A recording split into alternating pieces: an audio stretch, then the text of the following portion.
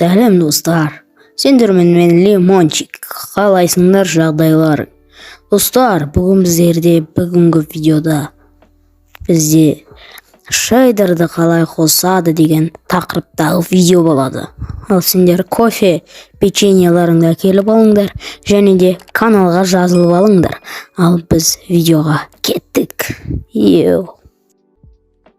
Хей, достар, сендерге бір кеңесім бар. Play Marketке кіріп, бізде мына программаны қолдану керекпіз. Бұл программа өте керемет. Бұл жерде мына деген App Shader дегенді қолданамыз. Ол өте кереметтей жолдары болады.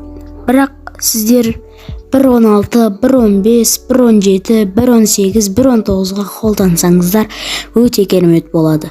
Ал 1.15-ке оны әзірше таппадым. Келесіде табам.